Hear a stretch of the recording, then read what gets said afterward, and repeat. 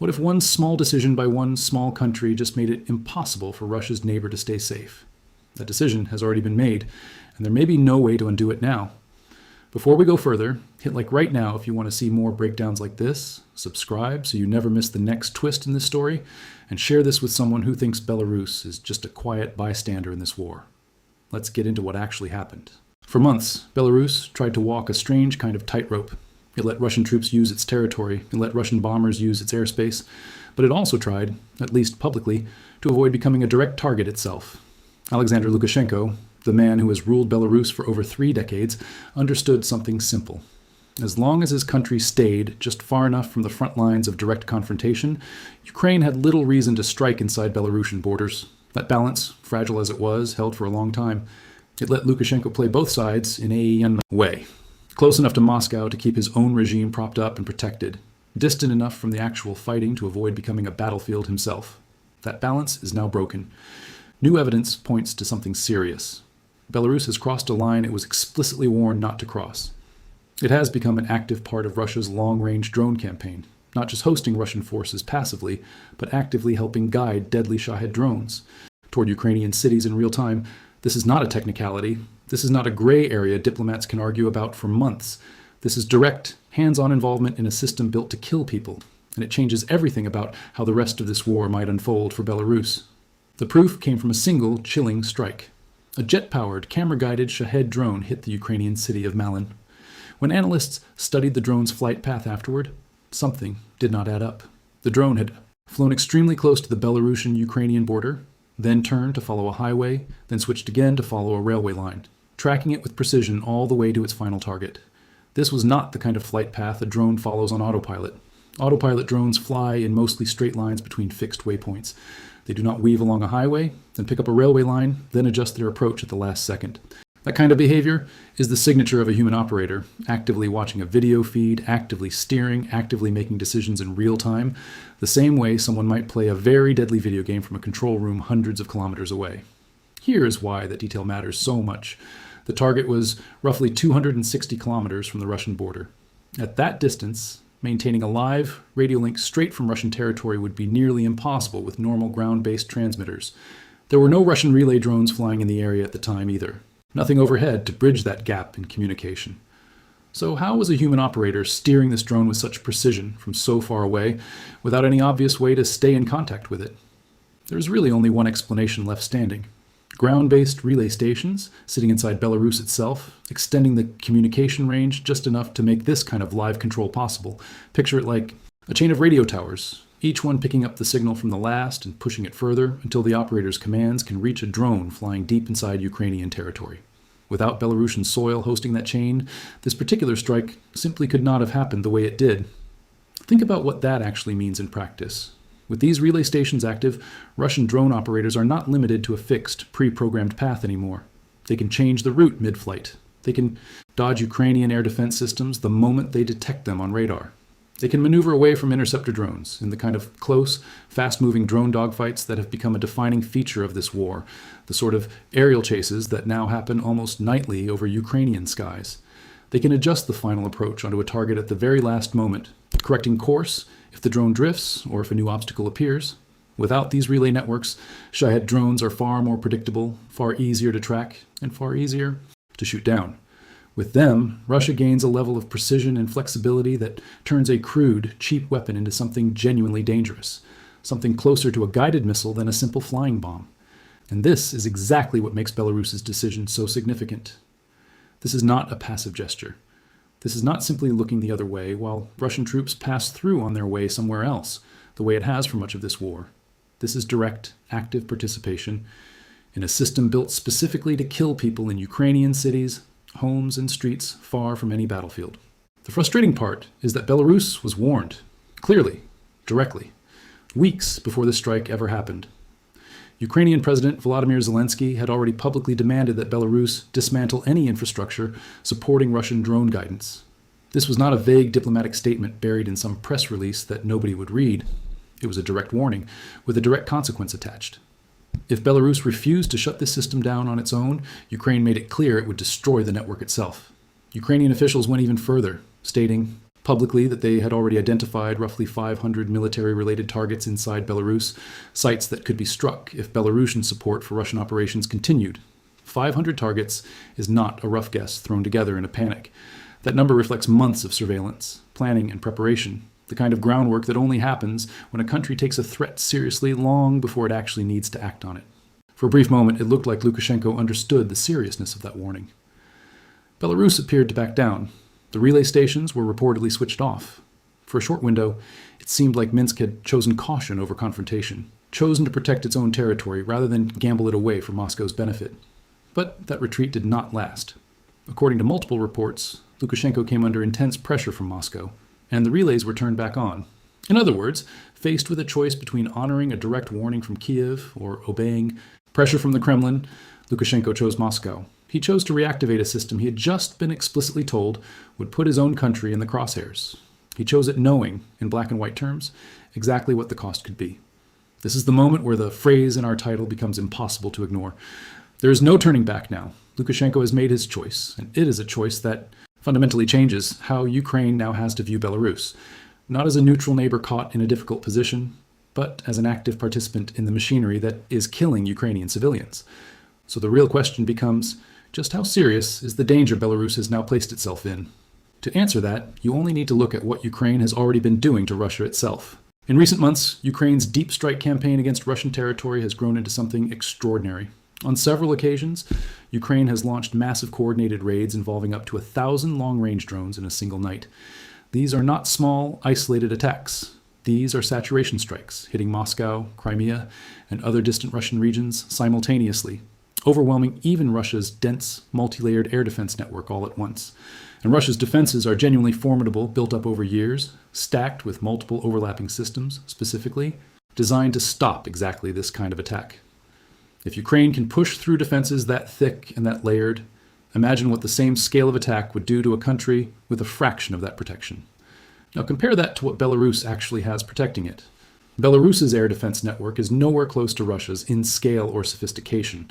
It relies on a smaller inventory of aging S-300 systems, a limited number of S-400 batteries, along with Buk, Tor, and Panzer systems, backed up by an aging fleet of fighter aircraft that have not been meaningfully modernized in years. If Ukraine were to turn even a fraction of the drone capability it uses against Russia toward Belarus instead, the country would struggle enormously to respond. There simply are not enough interceptors, enough radar coverage, or enough trained crews to match what Russia itself has struggled to hold together. And there is a geography problem that makes this even worse. Belarus sits extremely close to northern Ukraine.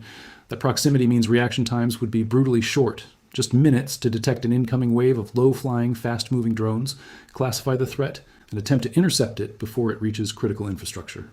Minutes. That is an almost impossible window for any air defense network, let alone one as thin as Belarus's. Compare that to the hours of warning that larger, more distant targets sometimes get, and you start to understand just how exposed Belarus really is the moment it becomes a target rather than a bystander, which raises an uncomfortable question. If Lukashenko understands all of this, and there is little reason to think he does not, why would he take this risk at all? Now, here is where the story gets even darker, because there is a real possibility that this outcome is not just something Russia is indifferent to. It might be something Russia actually wants. Think about it from Moscow's perspective. Russian air defenses have been stretched thin for months, worn down by relentless Ukrainian strikes hitting oil refineries, military logistics, and infrastructure deep inside Russian territory. Every night spent. Intercepting drones over Moscow or Crimea is a night that consumes interceptor missiles, radar resources, and trained personnel that Russia badly needs elsewhere. If even a portion of Ukraine's long-range strike capacity gets redirected toward Belarusian targets instead, that takes direct pressure off Russian soil. Russia gets breathing room, time to rebuild interceptor stockpiles, time to reorganize its own defenses, repair what has been damaged, prepare for whatever comes next. In that scenario, Belarus is not really a partner in this war. It is something closer to a sacrificial buffer, a smaller, weaker neighbor being pushed forward to absorb retaliation that would otherwise land directly on Russian territory. Lukashenko, in trying to please Moscow, may have just volunteered his own country to take hits meant for someone else. It is a strategy as old as warfare itself, using a smaller ally to soak up damage while the larger power quietly regroups behind them. We're now past the halfway point of this story, and this next part is genuinely important, so stick with us. If you found this analysis useful so far, tell us in the comments which part surprised you most, the drone flight path evidence, or the idea that Russia might actually want this retaliation to happen. Your comments help us know exactly what to dig deeper into next. Here's the twist, though, the part that might actually undercut Russia's entire strategy. This plan, using Belarus as a shield, only works if Ukraine responds the way Russia expects. And there is good reason to think Ukraine has other options entirely. Options that do not require burning through its limited stock of expensive long-range drones at all. Communication relays, command nodes, and the technical infrastructure supporting these drone guidance systems inside Belarus do not necessarily need to be destroyed through massive aerial bombardment. There are quieter, more precise tools available. Cyber operations capable of disrupting or disabling these networks without a single explosion, quietly corrupting data, or shutting down systems from thousands of miles away. Electronic warfare, jamming and scrambling, the very signals these relay stations depend on, effectively blinding them without ever firing a shot. Sabotage carried out on the ground, quietly, without ever needing an aircraft in the sky. The kind of operation that can disable a facility overnight and leave investigators guessing for weeks about what actually happened. Special Forces insertions, capable of neutralizing a target with surgical precision rather than a wide area strike, going in, completing the mission, and leaving before anyone even realizes what occurred. This is not just speculation either. Ukraine has been actively building out a dedicated cyber forces branch within its armed forces, complete with specialized research infrastructure designed specifically for this kind of work. In other words, Ukraine is not just preparing to hit Belarus with drones. It is preparing to dismantle Belarusian support for Russia through methods that barely make headlines. Methods that would not cost Ukraine a single long-range missile that could otherwise be aimed at a Russian refinery or logistics hub. This changes the entire calculation. If Ukraine can degrade or disable Belarusian relay infrastructure through cyber attacks, sabotage, or covert operations, it never has to make the difficult choice Russia is hoping it will make. It does not have to pull drones away from Russian targets to punish Belarus instead. It can do both simultaneously, using completely different tools for each. The overwhelming majority of Ukraine's drone campaign can keep hammering Russian oil facilities, military logistics, and critical infrastructure exactly as before, while a separate, quieter effort works specifically to strip away whatever advantage Belarus thought it was providing to Moscow. This is precisely why the earlier warning matters so much. When Ukrainian officials stated that roughly 500 priority targets had already been identified inside Belarus, that was not an empty threat thrown out in a moment of frustration. That number represents real planning, done well in advance, covering exactly this scenario. It tells you that Ukraine is not scrambling to figure out what to do now that Belarus has crossed this line. Ukraine already knew this moment might come and had already mapped out its response options long before Lukashenko made his decision. That kind of preparation does not happen by accident. It happens when intelligence services have been watching a situation closely, expecting exactly this outcome, and building a plan for the day it finally arrived. There's also a psychological dimension to all of this that is easy to overlook. Every time Ukraine identifies a new target list, it is not just a military document. It is also a message, a warning delivered quietly to anyone paying attention in Minsk. It says, "We see what you are doing. We know how you are helping, and we are ready the moment we decide to act." For a leader like Lukashenko, who has spent decades trying to project an image of stability and control, that kind of exposure is deeply uncomfortable. It strips away the illusion that Belarus can quietly assist Russia from the shadows without consequence. So where does this actually leave Belarus? Lukashenko now finds himself in a position with no good options remaining. He turned the relay system back on under pressure from Moscow, fully aware of the warning Kiev had already delivered.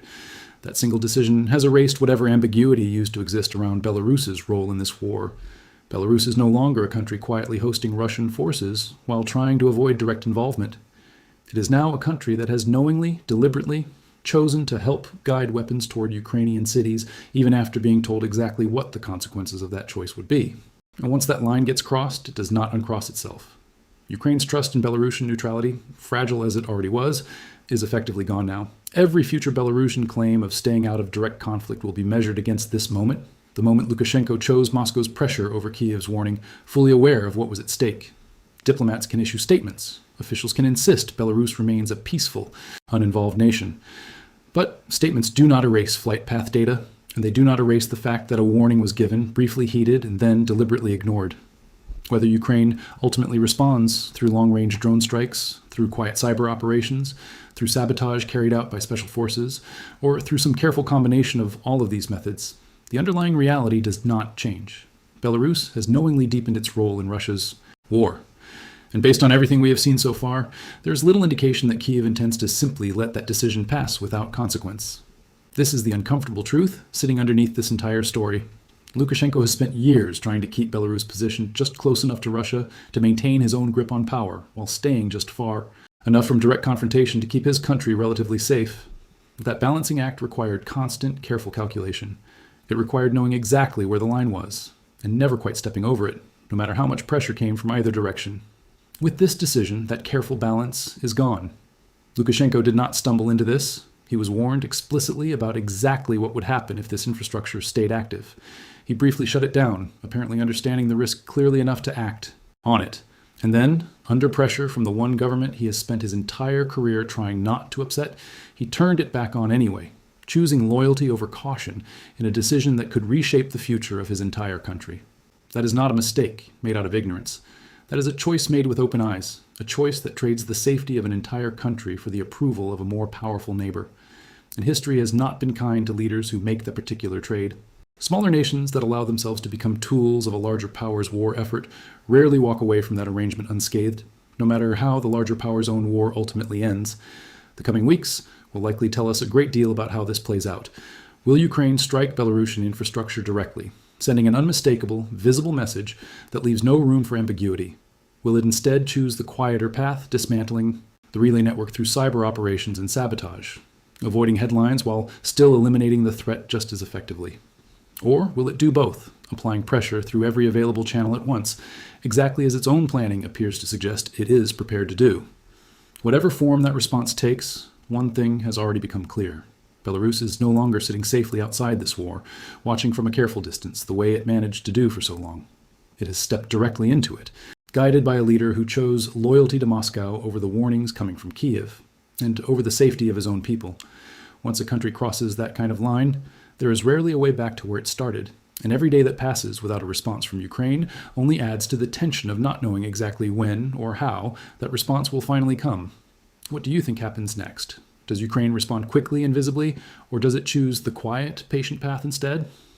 Let us know your thoughts in the comments below. We genuinely read every single one. And if you want to keep following exactly how this story unfolds, make sure you are subscribed, because Belarus may have just become one of the most important flashpoints in this entire war.